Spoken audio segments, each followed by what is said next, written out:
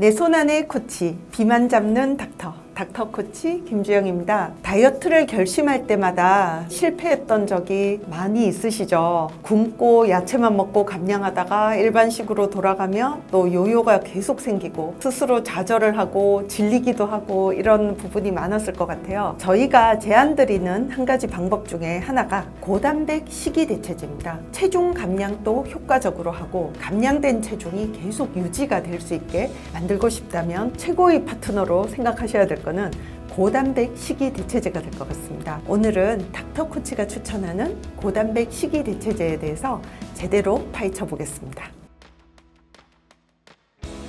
고단백 식이대체제는 두 가지로 나누어 볼 수 있을 것 같아요. 일상생활에서 식사를 먹고 단백질을 추가로 보충해야 될 경우도 있을 것이고요. 식사를 빼고 이걸 대체제로 써야 될 경우도 있을 것입니다. 그래서 추가로 단백질 보충이 필요한 경우는 운동선수라든지 활동량이 굉장히 많거나 근성장을 하고 싶은 바디빌딩을 하시는 분들 또는 근감소 위험이 높은 경우, 나이가 드시면서 근감소가 좀 빨리 오고 골절이 되고 약간 이런 경우도 단백질이 추가 보충이 필요합니다. 그 외에도 채식주의자라든지 비건처럼 동물성 단백질을 전혀 먹지 않는 경우도 추가적으로 단백질을 더 섭취를 해주셔야 근감소를 막을 수가 있습니다. 식이대체제로 이제 쓸 경우는 내장 지방을 효과적으로 조절하고 싶을 때 단백질 보충제는 상당히 대체제로 역할을 하게 됩니다. 근육이 적은 비만의 경우, 근감소형 비만이라고 말을 하는데요. 이 경우도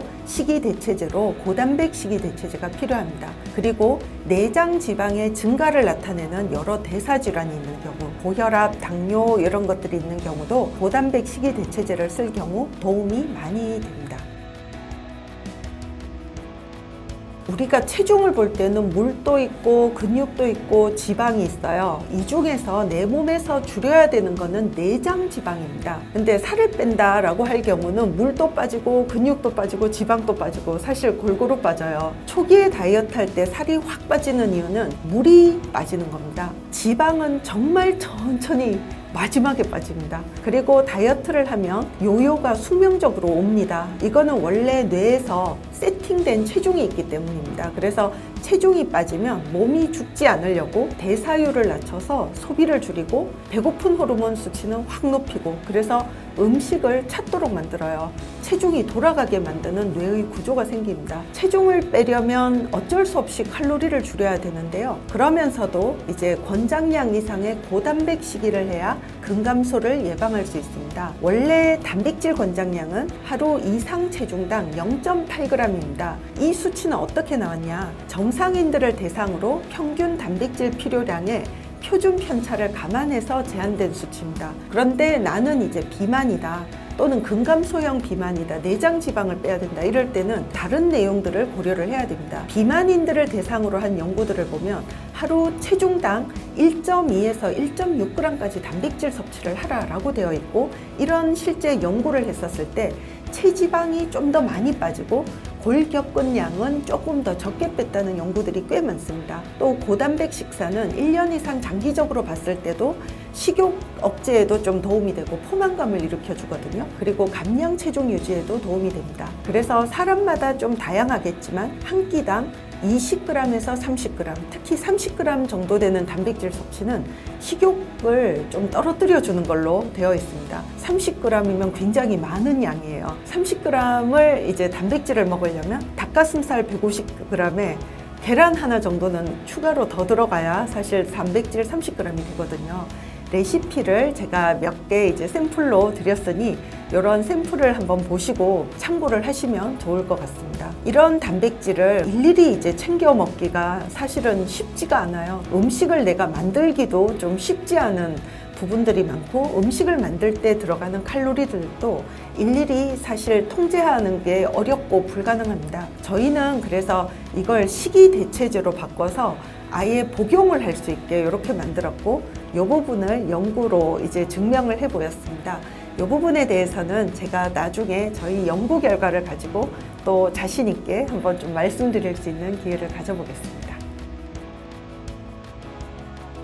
단백질 쉐이크 워낙 많아서요. 보충용도 있고 대체제도 있을 텐데 어쨌건 단백질 쉐이크를 선택할 때는 성분표를 일단은 볼 수 있어야 될 것 같습니다. 그리고 나한테 맞는 제품을 선택하는 게 중요할 것 같죠. 첫 번째로 봐야 될 건 단백질 쉐이크니까 단백질 함량이 어느 정도냐 이거를 봐야 될 거고, 보통 1회 제공량이 20g에서 30g 정도의 단백질을 제공하는 제품을 찾는 게 좋을 거라고 생각이 됩니다. 운동 후 회복이나 체중 조절을 위해서 더 높은 단백질 함량이 필요한 경우는 1회 제공량당 30g이 넘는 제품을 선택할 수도 있지만 1회에 30g 이상은 사실 또 흡수도 좀 제한이 된다고 되어 있어서 보통 20에서 30g 정도의 양이 이 정도 있는지를 보는 거, 그 다음에 두 번째는 단백질이 원료가 뭘로 만들어져 있는지 그 부분을 이제 보는 게 클 것 같습니다. 가장 일반적인 단백질 소스는 유청 단백질, 우유 단백질로 만들어진 휘 프로테인이 이제 제일 크지만 그 외에도 이제 콩 단백질, 계란 가지고 만든 단백질 같은 것들도 꽤 있습니다. 알레르기라든지 이런 것들에 따라서 이제 바꿀 수 있는데요.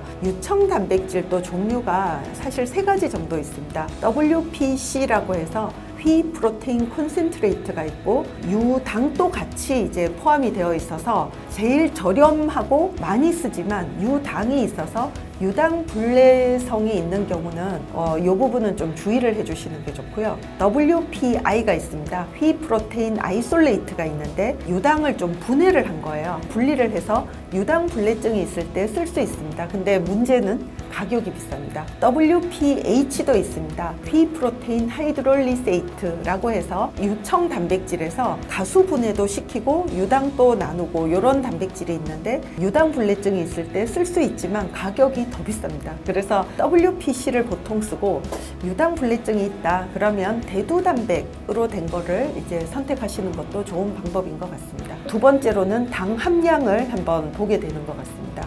당 함량은 1회 제공량당 5g에서 10g 넘지 않게 하는 게 중요할 것 같고 10g 넘는 거는 좀 과할 수 있습니다. 그래서 1회 제공량당 당 함량은 낮은 제품을 선택하는 것이 좋겠다 생각을 하시면 되고 1회 제공에 5g 이하면 훨씬 더 좋겠다 생각하시면 좋을 것 같습니다. 그 다음에 세 번째로는 감미료라든지 이런 게 보통은 맛을 개선시키기 위해서 첨가가 되는 경우가 많은데 아스파탐이라든지 슈크랄로즈, 아세설팜이라든지 이런 이제 인공적인 감미료가 너무 많이 포함이 된 경우는 혈당에 직접적인 영향을 주지는 않지만 장기적인 건강에 미치는 영향이 아직까지는 계속 논쟁 중이어서 가능한 한 자연 유래 감미료, 스테비아라든지 이런 것들이 포함된 제품으로 선택하는 것이 좋을 것 같습니다. 그 외에도 가급적이면 보존제, 색소, 향료 등이 포함된 제품은 조금 줄여주면 좋을 것 같죠.